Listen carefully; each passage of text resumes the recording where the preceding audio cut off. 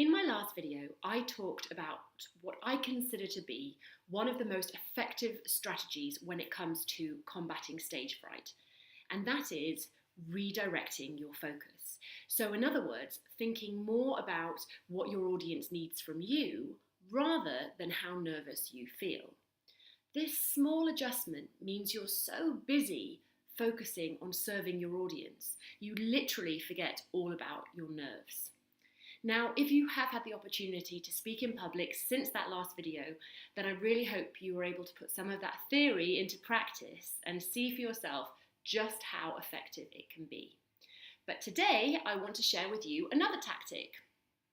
This one is all about identifying your fear.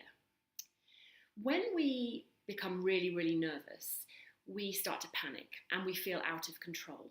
And when we get into this state, we lose our sense of perspective. Now, the very first thing that I want you to do is I want you to take a nice deep breath.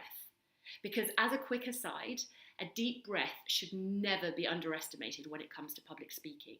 It really is the simplest and quickest way for you to regain a sense of calm and composure.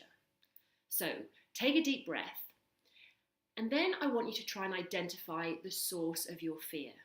I want you to ask yourself, what are you afraid is going to happen?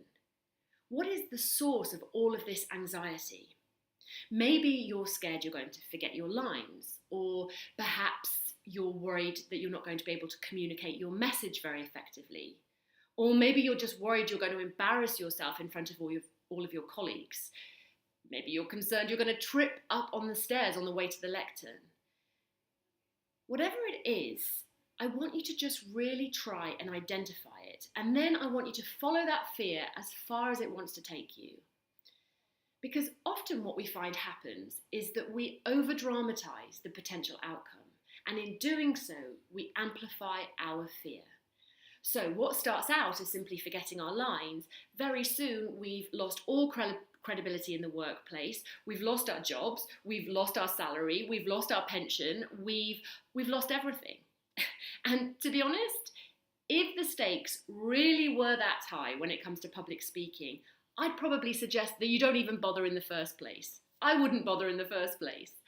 But the reality is the stakes rarely ever are that high.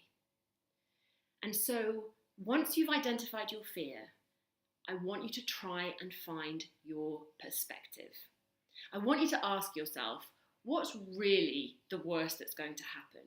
And this time, I want you to be really practical about it. I don't want you to let your mind run riot. I want you to be really objective. And I want you to try and reason with yourself, like you'd reason with a small child who thinks they've got a monster under the bed. Because I guarantee you, when you do this, your original fear is going to look a lot less intimidating and a lot more manageable.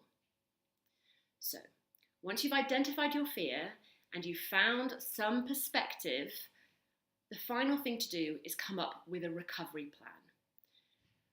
A very practical solution that you're going to put into place should the worst scenario happens. Because when we feel like we have a backup plan and we have a safety net to catch us should we fall, we immediately feel less vulnerable and less afraid.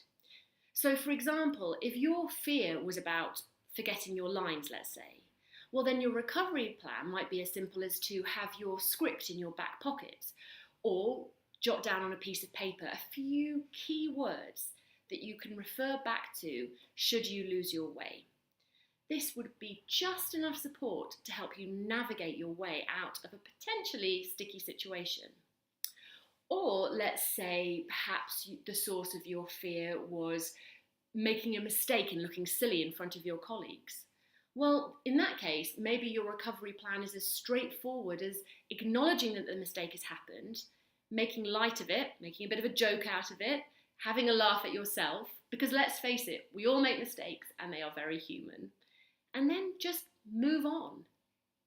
The chances are you're never going to need to use your recovery plan, but just knowing you have one is enough reassurance that it's going to calm you and your nerves down.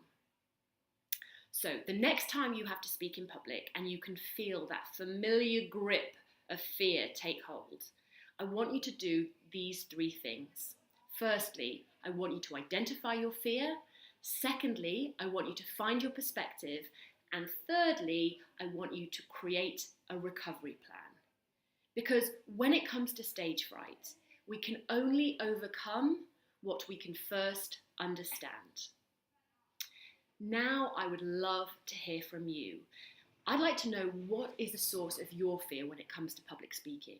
What are you afraid of? Leave a comment below and let me know. And in the meantime, keep communicating, keep using your gorgeous voice, because we really do need to hear what you have to say. And I shall speak to you again very, very soon.